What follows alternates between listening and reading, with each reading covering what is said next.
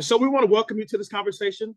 I am a board member for an organization called the 100 Black Men of the Bay Area. I'm also Associate Director of DEI at UC Berkeley's High School of Business.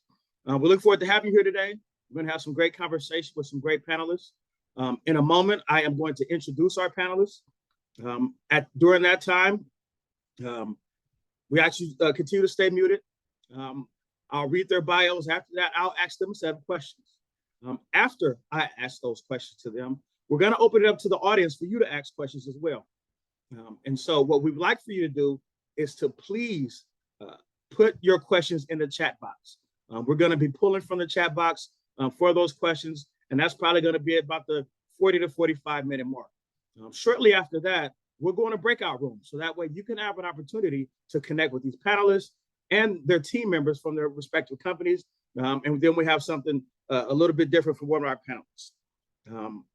With that, I also ask that you all connect with one another in the chat. We want to hear where everyone's from. Please put in the chat where you're from, but then also share your LinkedIn information in the chat as well. Let's connect with one another so that way we can create more opportunities for our communities. But then also that's a great way for you to network, because this is a networking event.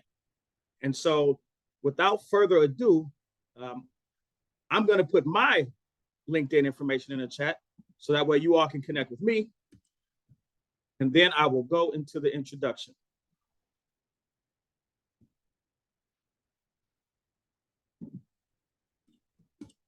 There we go.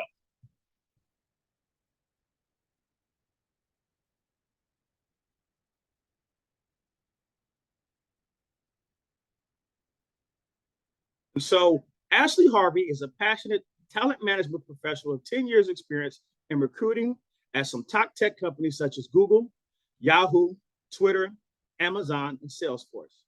She started her career in hospitality with a degree in hotel management from San Francisco State University.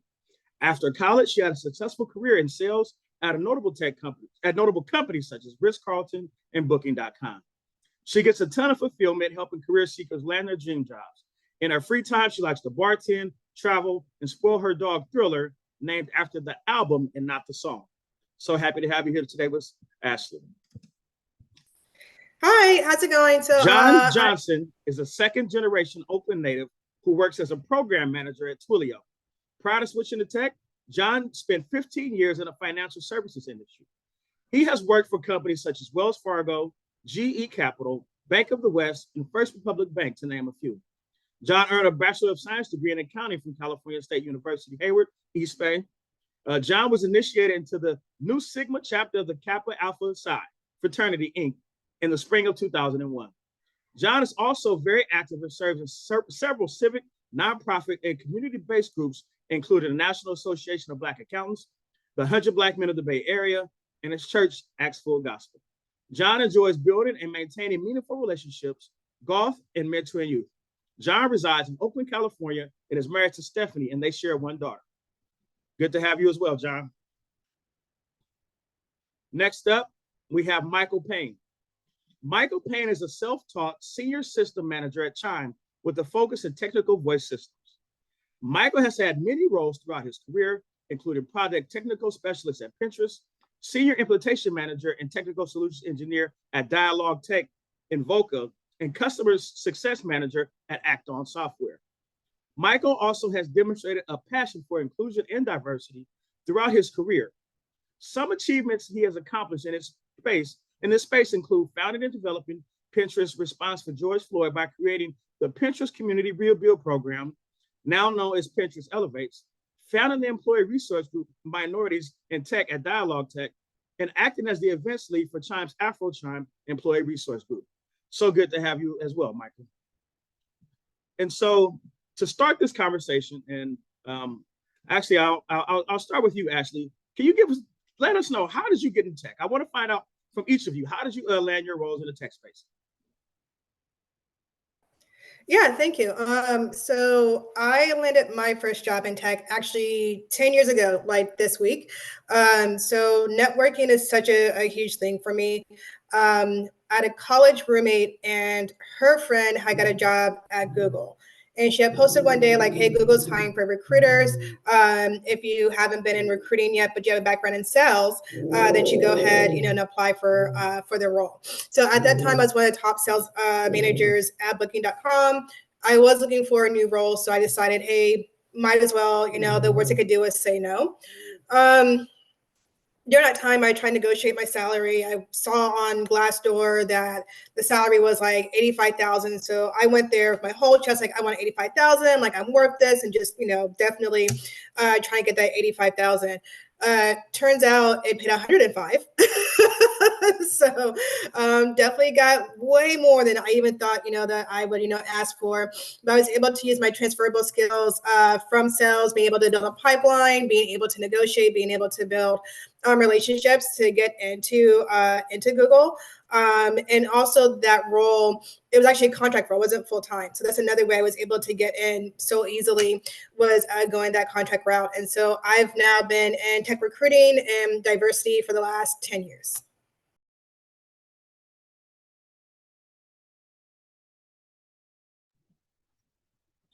Go for it, John. Thanks, Marco.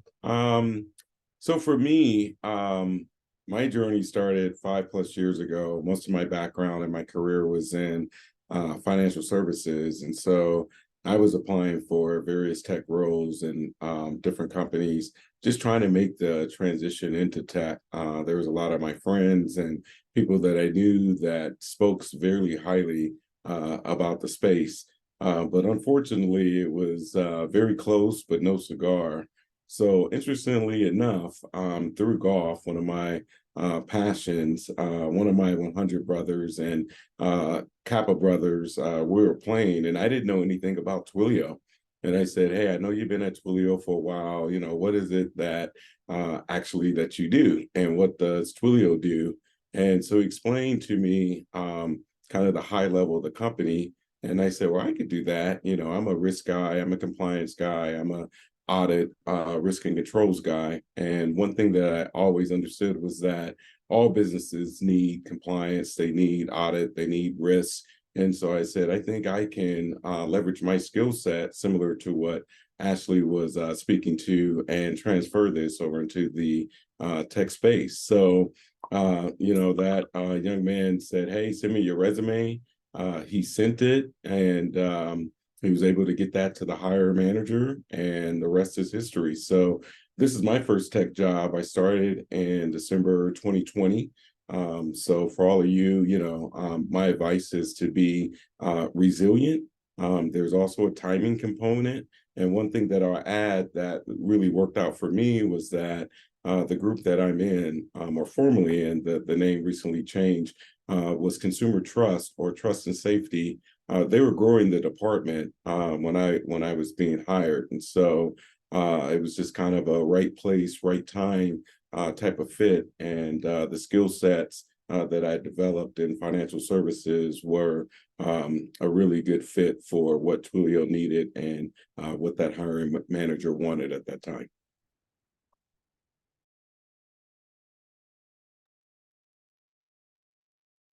Well, cool. I'll jump in and give my story as well. So I started off my career at AT&T retail. So you talked to a lot of people in tech. A lot of us started in the retail space, and I became a sales manager fairly quickly in my career at AT&T. And during that time, I remained very curious in regards to the technology behind the devices, the things that we're selling.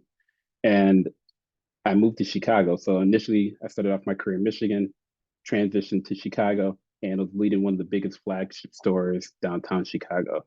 And working in retail downtown Chicago, you get burned out pretty quickly, where you don't really want to be in the retail space anymore. So I ended up, like I said, remaining curious, but ended up landing a job as a technical recruiter at a small recruiting firm that was focusing on Microsoft particularly. And I started realizing when I was recruiting that a lot of these roles I was eligible for. One of them was a customer success manager. And I became a customer success manager fairly quickly. I was only a recruiter for about 6 months and transitioned to a role as a customer success manager at a company called Act On Software. which is marketing automation. So if you ever get those mass emails, it's one of those systems that does that. And during my time, networking is extremely important. I think everyone on this panel has spoken about it. I made phenomenal relationships with one of our integration partners, Dialogue Tech. And I was only only a customer success manager for about 6 months, and they shut down our entire Chicago office. And once they found out that I was laid off, I instantly got a call from Dialogue Tech saying, hey, apply. And I was only laid off for 2 weeks, and I ended up being recruited to Dialogue Tech to join their support team specifically. So break fix, anything related to these larger organizations that are using the Dialogue Tech system to to help resolve those issues. And during that time, I was only in that role for a very short amount of time. I became a product expert fairly quickly at Dialogue Tech and just excelled from there. And that was just primarily by being a sponge. I asked a lot of questions. I was someone who was willing to learn, and I ended up finding a lot of mentors in the space who I'm really close to this day for different pillars of success inside of tech. So, I found a mentor in regards to someone who could just help me navigate my presence in this space. I found a mentor for my technical aptitude. I found a mentor for leadership. I found a mentor for also just the really niche space of being able to do program project management. And these are people I'm extremely close to this day, but they've helped guide my career ever since I started at Dialogue Tech. And that's how I started, and that's how I got to where I'm at today.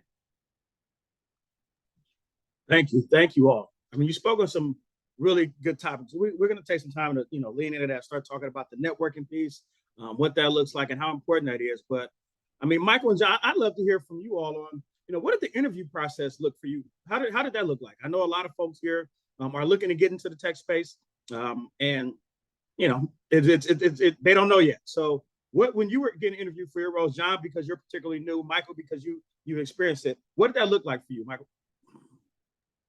Yeah, I could start real quick. So it really depends on the role. I'm going to kind of go to the Dialogue Tech space, not really necessarily act on, but I remained very curious. I came. I don't know if you will know the actual flow or process of of the interview stages, but I can tell you what I brought to the table.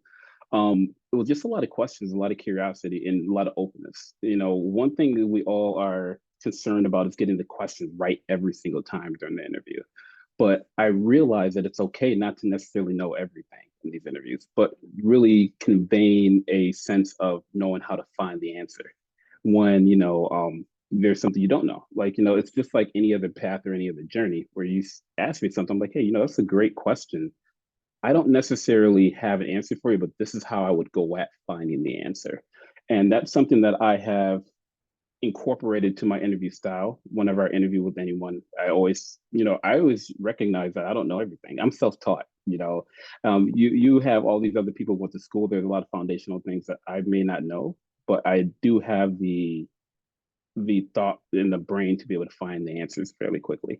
In addition to that, I also come with extremely good questions too. So I prepare myself every single time I interview, and I have a list of non-candid standard questions. I try to really think outside of the box in regards to the questions I'm going to ask my interviewers. And the reason why is because it allows them to also think differently about the role and also the position that they're interviewing me for. And I found a lot of success in that space.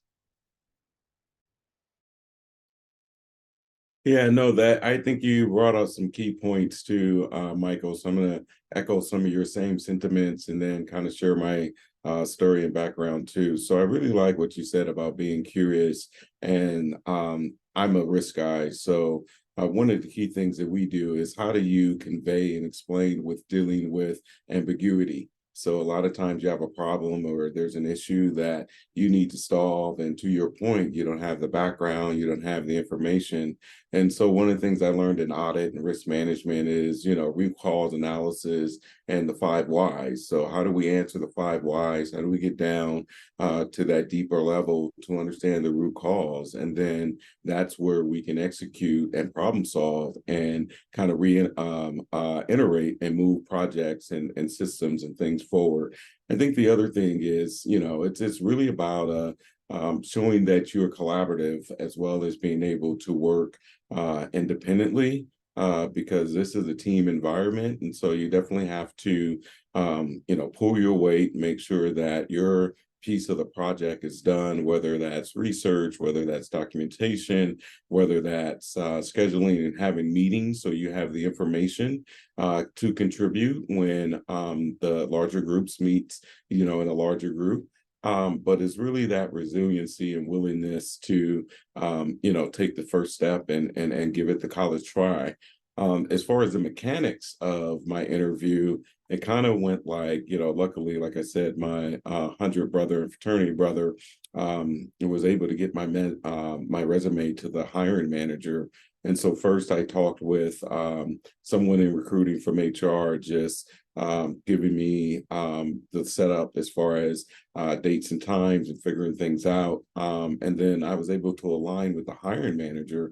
And once I met with the hiring manager, like I said earlier, the department was being built. And so there was no particular role that I was interviewing for. It's like, well, we have a couple of different roles. Let's have a conversation and see where, it fits for you and for us. And so we just were having conversations about things in my background and things that I've done, and where I could add value to the team. And I was asking questions, to your point, Michael, like, what are your gaps? What are you looking for? Are you looking for metrics? Are you looking for someone that can do process flows, and there was a lot of terminology that I didn't know. So I was open to share and say, well, what does that mean? And then translating things to, what I was familiar with. So in tech, or at least at Twilio, we have our processes and procedures documented through what we call run books.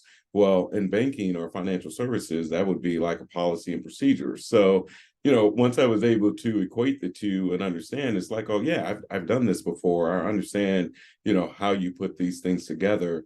And essentially, after that hiring manager and I passed that piece, I kind of had panels and I had different people, asking questions. And then, once I passed that, the hiring manager asked to meet with me one more time. And the purpose around that was she just wanted to make sure I had the gumption for tech, because I was coming from financial services, which is typically a little bit more stable.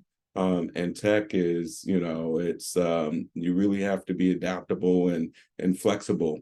And so she just wanted to make sure I was geared up and ready for that challenge. But that was my process here at Twilio. It's my only tech company, so that was my process. Thank you both. You all touched on some topics, right? You talked networking, right, and how important it is to know folks in different arenas and different spaces. You both said that in different ways as a part of your journey.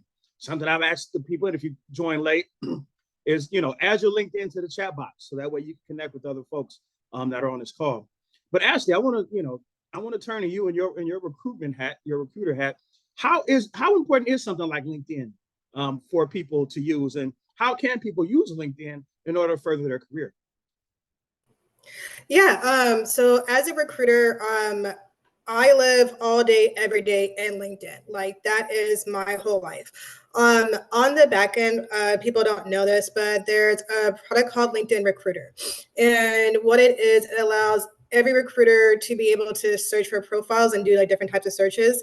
This is a very, very valuable thing. So companies are charged $10,000 per person per year by LinkedIn to actually have a seat. So that's like how important LinkedIn is. In LinkedIn, what we're able to do as recruiters is we can create what's called a Boolean search. And in a Boolean search, I can put in keywords, locations, and stuff like that I'm looking for. So let's say that I'm looking for a Java engineer, right? I can type in software engineer, software development, plus Java, C++, plus computer science degree.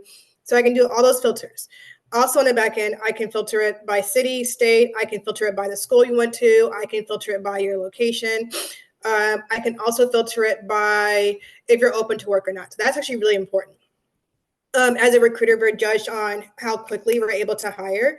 And so if I see 100, people's profiles and 50 of them have open to work, I'm coming to those 50 people first. If you're interested in a company, I will look, see if you have engaged, with my company, or not. And then I will send out an email to you via, LinkedIn.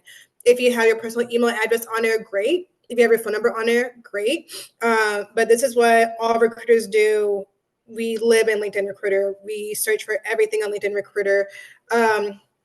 We also are trained how to find resumes outside of LinkedIn. So if I want to do a Boolean search in Google, I can find your resume. If you have it uploaded somewhere as a PDF, I'm able to search it from that way. I'm able to, as a recruiter, I can look through all of my connections. And I can look through connections of other people, again, because we're paying for it on the back end.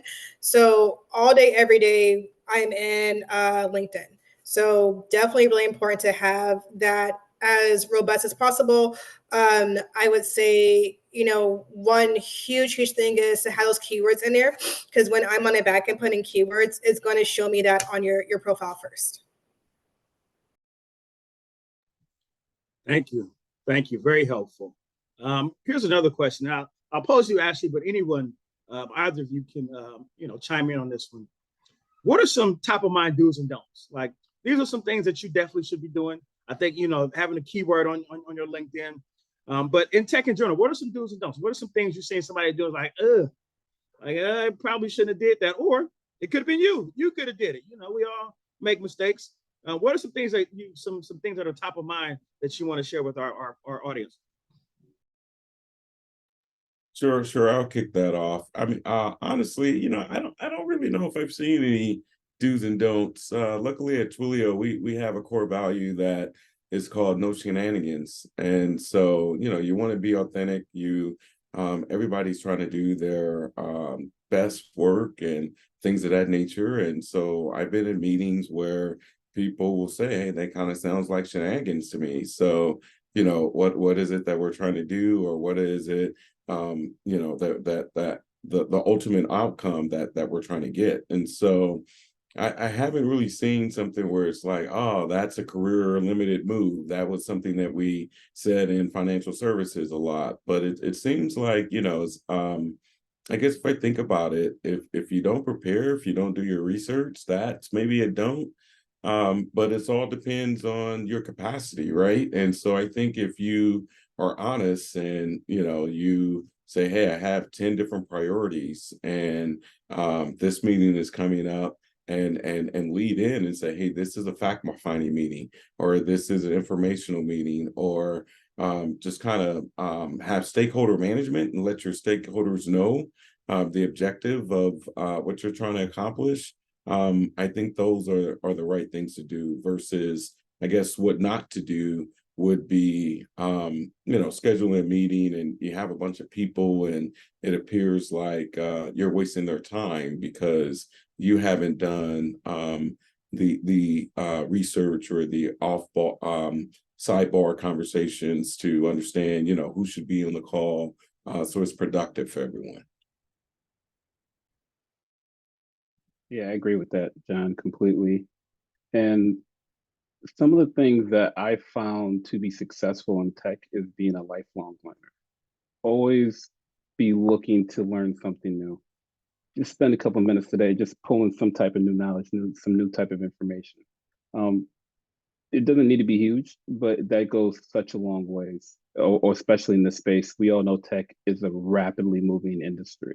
So there's always new things, old things, new processes. So being able to do that. Second thing is integrity. Integrity is just the biggest thing, in your name and your reputation is important in this space, So making sure you bring your best self forward is something that's extremely important every single day. Come in ready to make it happen. And it's okay if today is just not a day where you're just not in it, but being honest with yourself about that and knowing how to navigate your day accordingly when you recognize that. Then lastly, I'm going to kind of put it for the personal self too, is give yourself grace.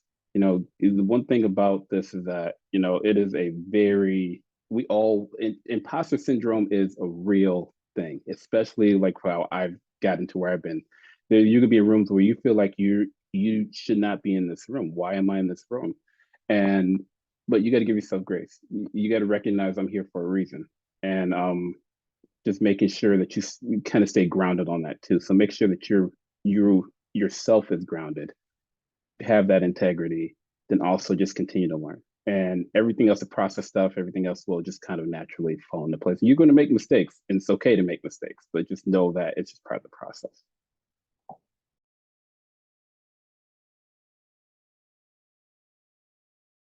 Yeah, I mean, I have, some definitely do's and don'ts, especially coming from like, a recruiter, and like when you're looking like for, for your job and for your next role. Like I can let you know, like right now, like this job market right now is insane.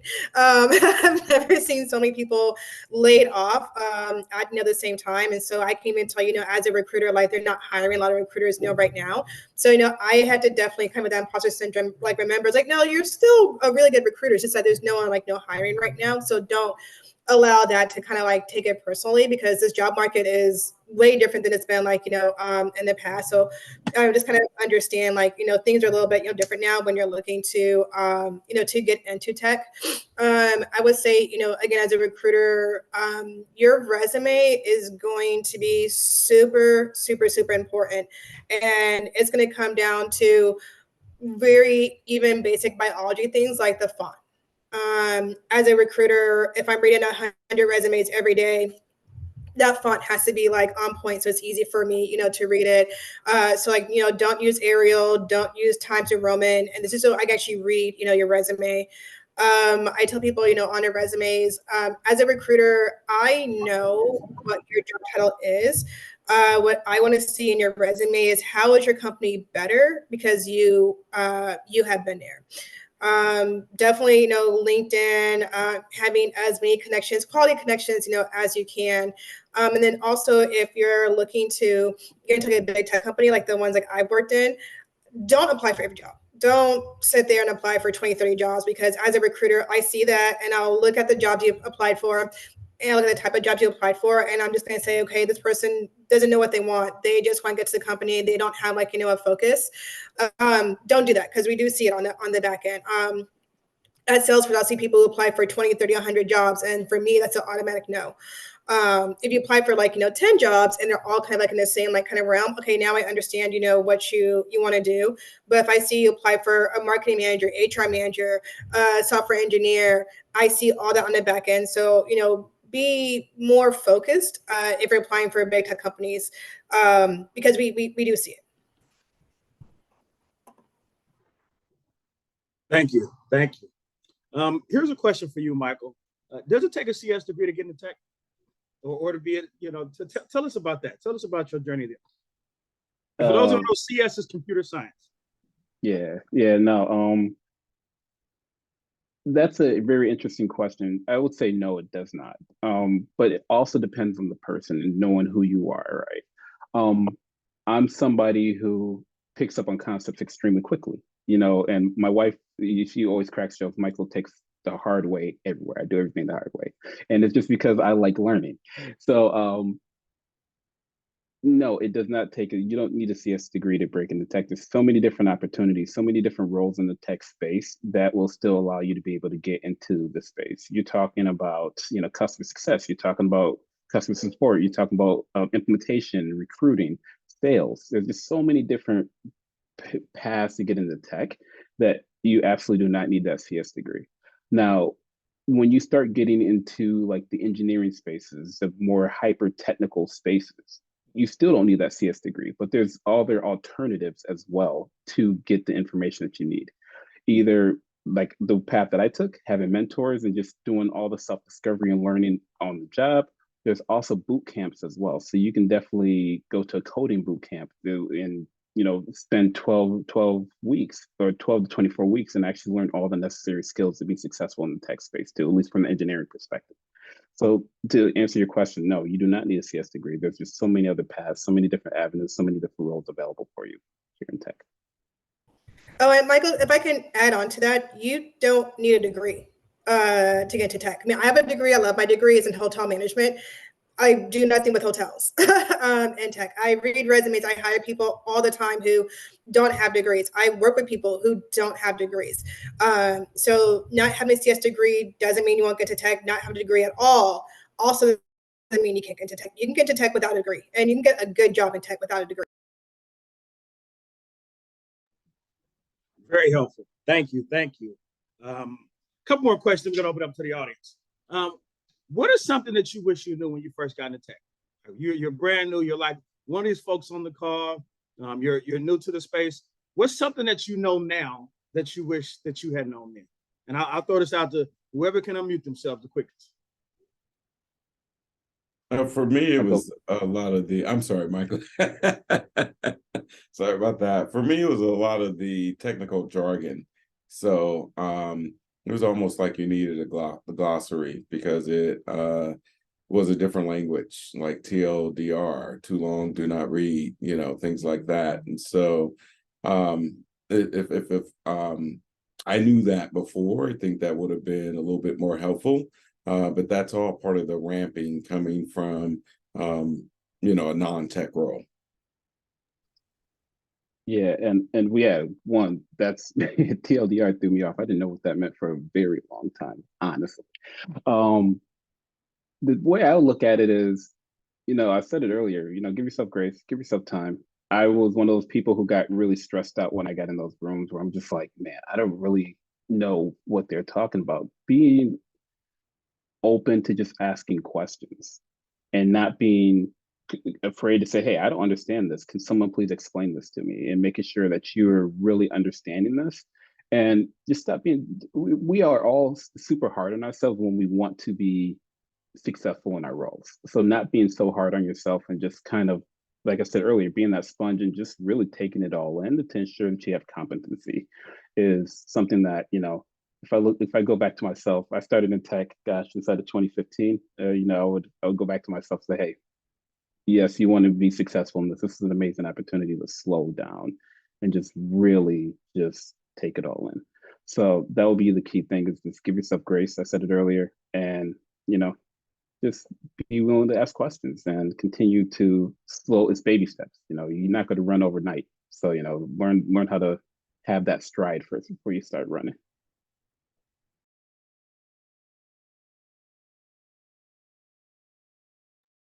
As Michael was talking, Ashley, if I cut you off there, apologies. I think the the other thing too is understand that tech is a business, just like any other business that you're currently in. And so, there's a process for whatever business you work in. So, of course, I come from financial services, and I was very familiar with first, second, and third line of defense based on things that I did in operations and mixed management, risk management, things like that. And so in tech, you do have these business units, you do have operations, but everybody works in tandem to try to get a product to go to GTM or go to market. And so, tech, it's about trying to get a product out, and there's all these different departments and people from user experience to engineering to, risk and compliance to make sure that whatever's released to the market, one, that is effective to the user, two, that it's, compliant to whatever, jurisdiction that the product is going to be at. And then three, that, it eliminates reputational damage. And so, it's a business, and all these moving parts are helping the business to be profitable. So understanding, the individual business where you're at and how that works, I think is also key.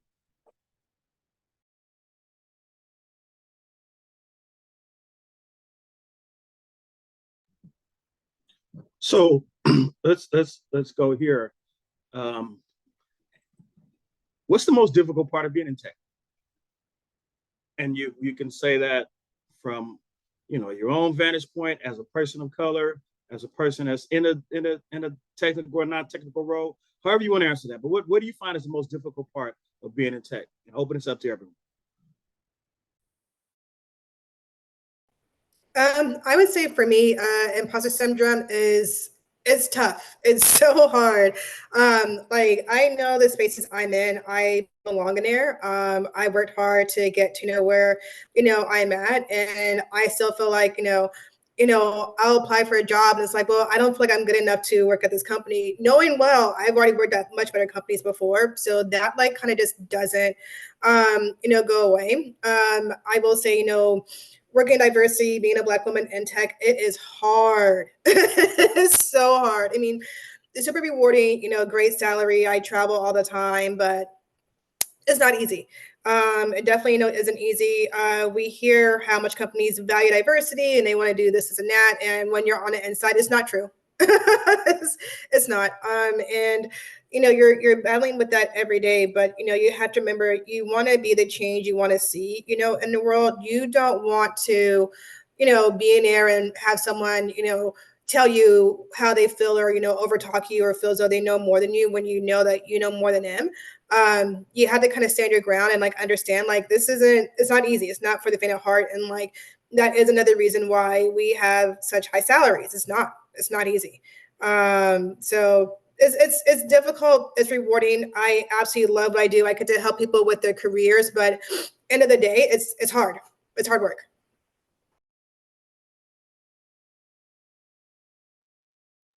And I'm going to echo, sorry, John. I was going to say, I echo Ashley in regards to imposter syndrome. You walk in some of these rooms and you're just like, am I supposed to be here? And especially when you're around people who have master's degrees, people who, have a master's degree in computer science and you're telling them what to do. And you're like, I should be telling you should be telling me, right? Then in addition to that, also, it's one of those scenarios where, at least being a Black man of color, coming into new organizations, coming to new spaces, you almost feel like, that whole entire guilty until proven innocent type of scenario. What I mean by that is like, hey, you have to genuinely prove that you know what you're talking about, especially when you're someone who doesn't have that CS degree. So it's like you have to either hit the ground running super hard or you're going to start to kind of fade to the back. So, those are some of the things that I've found over time is just making sure that whenever you do start new roles, that you do come out extremely sharp, that, you come out, confident, you know what you're talking about, because it's very easy to not only get in your own head, but to get in other people's, to set the perspective that you don't know what you're talking about. And that's a hard thing to kind of pull back, once you get to that stage. So, those are some of the things that I found over my career, over my time, that's been really, really just good to be cognizant of when I first started roles. And I echo the panelists as well. I mean, just being in the Bay Area and being in some of these rooms, it's lonely for the African Americans in the room, absolutely. And so oftentimes, I have to internalize my pitch, my diction. I have a deep voice. And so, I always have to be mindful of how am I presenting, how am I projecting, and, how I am articulating. And there are some words I just struggle with. And so I say, hey, I'm going to have a hard time with this word, help me out. But specifically what's tough about tech is the rapid change. So, you can start something on Monday and it's like, hey, we're going to do, 1, 2, 3, X, Y, Z. And so you start researching it, you start pulling documentation and various things like that together. And then there's a pivot. And so then it's like, that's not the priority anymore. Now it's this, and this. And so, again, being that flexible and adaptable, and also that tech debt and documenting. And so what I mean by tech debt is when something pivots, there's still an issue that, needs to be fixed, but it may just fall lower on the priority list. But for me as a program manager, it's still my responsibility to, identify those risks and make sure those things get done. And so I'm often pulling through my backlog, trying to resurface something to push something forward. So you really have to be creative. You really have to try to there's one of those words I can't pronounce, so I didn't say it. but you have to try to be what is the word? But you have to be creative, and you have to try to continue to push, right? Because all of that is going to show up in your performance. It's going to show up with your stakeholders, and can you be the person that gets these difficult, complex projects over the finish line? And if you become that, you become very valuable to the organization and your department.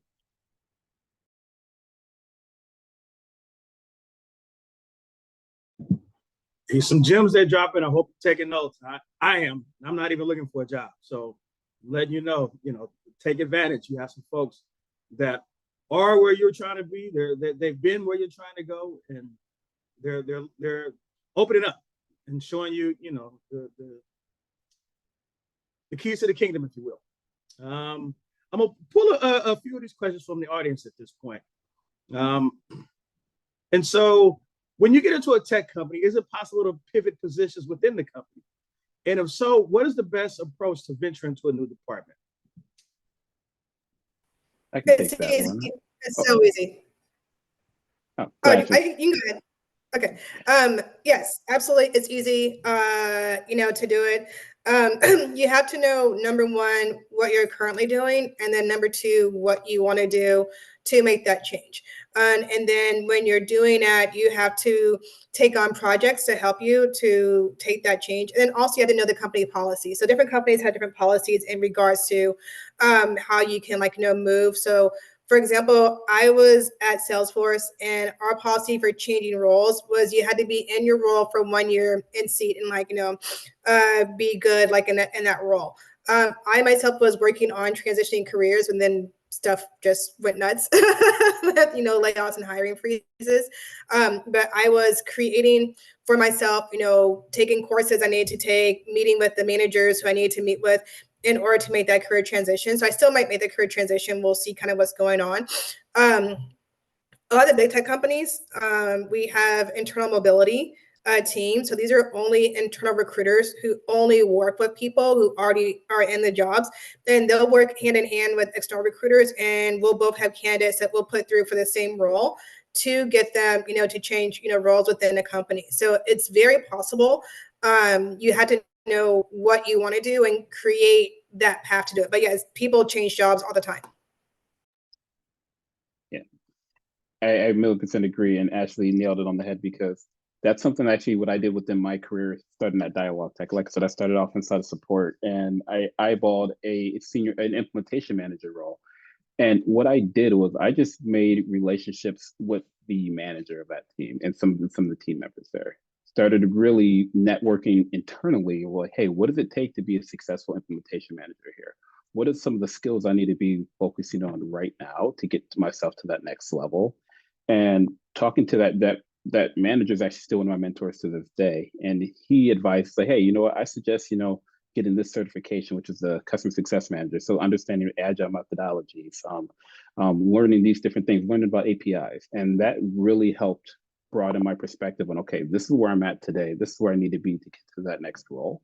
And I stayed in lockstep with him. I literally put a calendar invite on his calendar every single month. And we reconnected on where I'm at in my stages of my career. And eventually I went from that support role to helping another team spin up to his role. So, to his department. So that's just really internal networking, making sure you're vocal about where you want to be is the key thing. I think a lot of us are scared about keeping our ambitions to ourselves, when in reality, you need to communicate those ambitions, speak those ambitions to the people who are relevant to understand, who need to know them. So as they start thinking, hey, I have this implementation role open. Oh, I've been talking to Michael for the last 6 months about him becoming an implementation manager. Let's let him know this opportunity is available.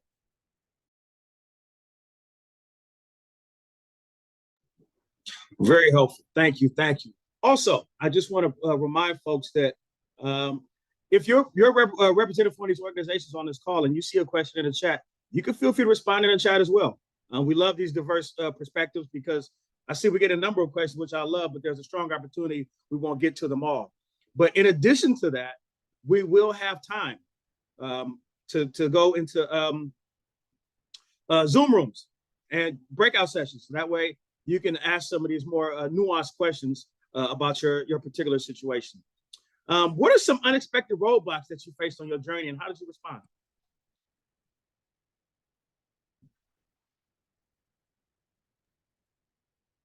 I guess for me, stakeholder management is something key. So when you get people that disagree, or agree that we need to comply or the process needs to be changed, but the methodology and the approach on how we do that can be really tough.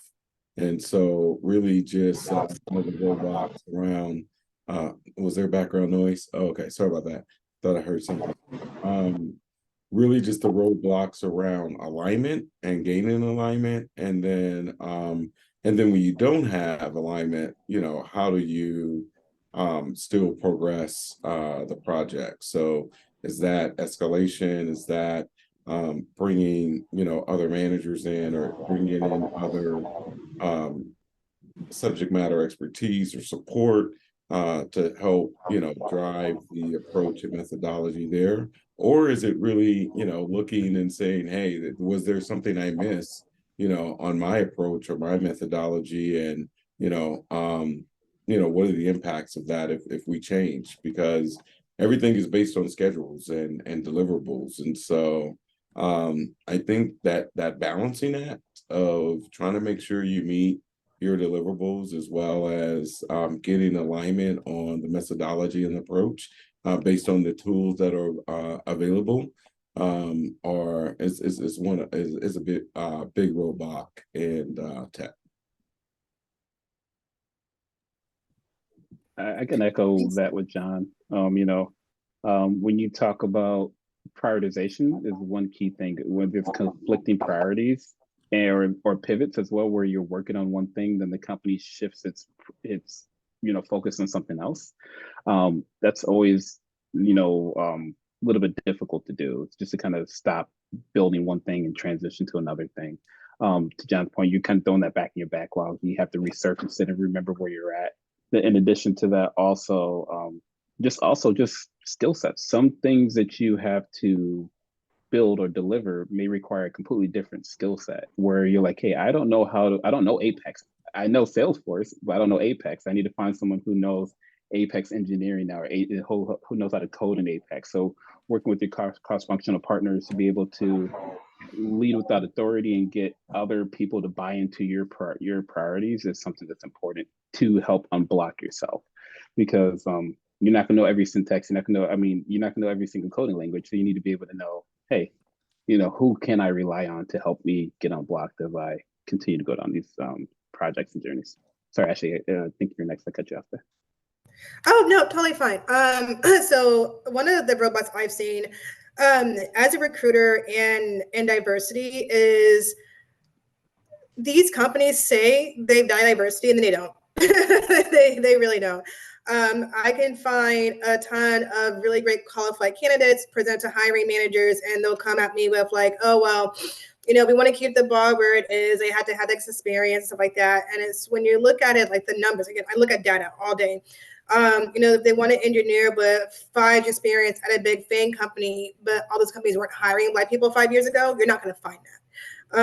And so it's very frustrating on the inside to have these conversations with the hiring manager saying, you say you want diversity, but you're still looking at the same, 2 or 3 people.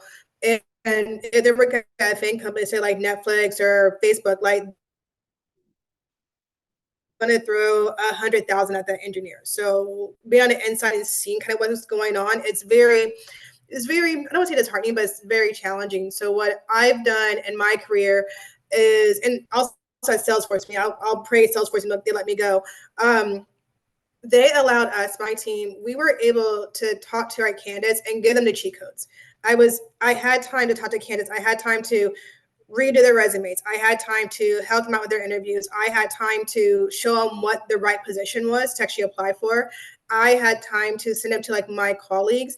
And so seeing like the other companies I work for, Google, Amazon, Twitter, say they value diversity and then not do it on the inside, and to see a difference with Salesforce actually making that change is a huge, removal of that roadblock and actually being able to hit that goal of helping people get jobs and change careers.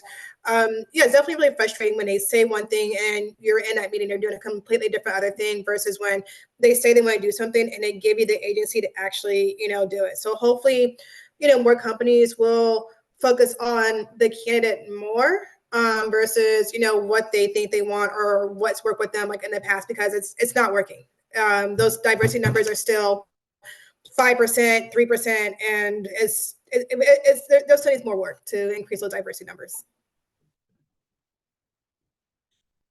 Here's a question to switch gears a bit. Thank you all. Thank you for these answers. And folks will love them in the chat. So keep it going and keep the authenticity going.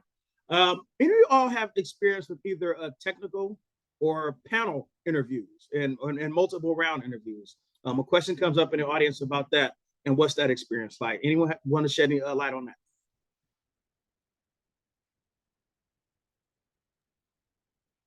Are you talking about interviewing others or being interviewed yourself? I believe they're asking being interviewed themselves. So I've set up interviews for all the engineers that I've hired. So I can tell you when I'm a recruiter and I'm setting them up and when I'm reading back into feedback, from the other side. So as a recruiter, I will probably send you a coding challenge. And so it could be on a different platforms. They want to see how you're able to code. There are different mechanisms within that challenge. I can tell if you're cheating or not. So we will see if you're cheating. So don't cheat. We will see the changes that you make when don't cheat. We'll see the changes you make, in that code, and we'll review it, and then we'll get a score, on that code. Then we'll set you up with a technical interview where you will have to do a whiteboarding. So you will have a connection between your computer and the hiring team's computer, and they'll ask you a question and they'll watch you do the code. They'll watch your keystrokes.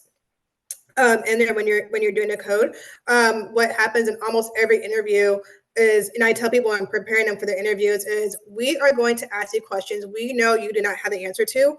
We want to see how you go about figuring out that information and to get that information. So if I ask you a question and I know you don't know it and you kind of BS it, that's in there for a reason. If I ask you a question I know you don't know the answer to, you're like, okay, well, I haven't done this, but I think I would do this and that. I will reach out to a teammate so we can see your thought process. And so usually when we are hiring for engineers, it would be 2 to 3, rounds, of interviews. And usually, it'll be a panel with 2 to 3, or maybe even 4 engineering leaders, on the team. So that's how I've set up my technical interviews.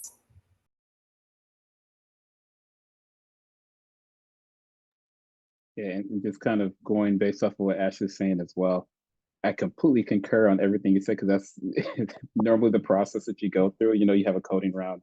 Normally you have a peer, or not a peer, but a technical representative from the organization that's pretty much being very vague in regards to the solution that they're looking for you to solve. And the reason why they are vague is because they want you to ask questions first. So a lot of times you need to ask those clarifying questions in regards to, okay, so what are we trying to solve? And get more details first. They want to see how you actually prepare yourself to solve the solution first. So making sure that you're getting down to the root cause of what you're solving. Then, to Ashley's point, you then have to think through how you're going to actually solve it via your code itself. So what is your code going to look like? Then once you do that, then it's normally a couple panel round interviews. They review your code, then they validate that, yeah, one, you didn't cheat. Two, that it doesn't even have to be, what I found, it doesn't even have to be entirely complete. It's just more of, are you going down the right path? Are you thinking of solving this solution in the right manner? And then it's just the standard technical conversation. You're also going to have to walk me through, where's your mind going with this? Why did you do this? Why did you go this approach versus this approach? And it's a lot of times it's for efficiency stakes, and also just understanding, how to get there. And yeah, that's just been my experience with technical interviews, is just, don't be so hung up on just solving the actual, getting the code on paper, but making sure that you have the rubric and the game plan sussed out in your brain and being able to formally convey that to them. Thank you. Thank you. We're getting close to time. And what I want to do is, if any of you have a final word, a final sentence that you want to leave with our folks, feel free to do so. I'm going to have some words, but I'm going to give you that. And then we're going to go into breakout rooms. And I want to explain the breakout rooms. But first, if you don't have anything, that's perfectly fine. You all have already dropped a whole bunch of nuggets. But I also want to make sure that everybody has an opportunity to talk to you about their specific situations, their specific questions, and talk to the folks that may be here with you. So, Michael, John, Ashley, anything? No is a perfectly good answer, but if you have something, I want to make sure you have that room for it. Marco, I just want to thank you and the 100 Black Men and Twilio and everyone that was a Chime that put this together. Honored to be on the panel, and I hope I provided some good information for the audience. I second that. And Marco, thank you again for putting this together. I asked everyone on this bridge, please add me on LinkedIn. I'll throw my LinkedIn inside of the group again. I love to connect with people. Love to, if you have any questions, just remember that, hey, despite where you're at in your career, it's always an opportunity, there's always an entry. And if you ever want someone as a brain or a thought partner, please reach out to me. I'll gladly be that thought partner with you. Yeah, again, like super, thank you. Like I absolutely love my job helping people, grow their careers. So something like I've been passionate about for the last, 10 years. But by all means, go ahead and add me on LinkedIn. I'm a recruiter. I have 5,000 plus connections. And because I'm a recruiter, I'm connected to other recruiters at, again, major tech companies. So go through my whole list, see who I know. That's going to be a really great way for you to look and see, other recruiters, because those are my friends. So definitely best of luck with that. Thank you. And so thank you all for joining us today. Thank you, Ashley. Thank you, Michael. Thank you, John, for being here. Your words of wisdom have been powerful and helpful. Thank you, Chime, Twilio, the 100 Black Men, for helping us put this event together. We're going to be sending out a link so you can submit your resumes to our partner organizations. And we'll also be sending you an invitation to our final event of the year, where we'll be partnering with Latinas in Tech for a hybrid event on October 24th. And so stay tuned for that. If you registered, which you had to in order to be here, we'll get that information to you. This is being recorded, so we are going to be sharing that as well. But what we're going to do next is going to allow you to go to breakout rooms, so you can chat with our panelists and their colleagues from their organization. Also want to have a breakout room for Ashley, where she can talk about her experience as a recruiter. She can answer some of your questions I saw in there about negotiating hiring salaries, reaching out to recruiters, and networking with people within companies. And so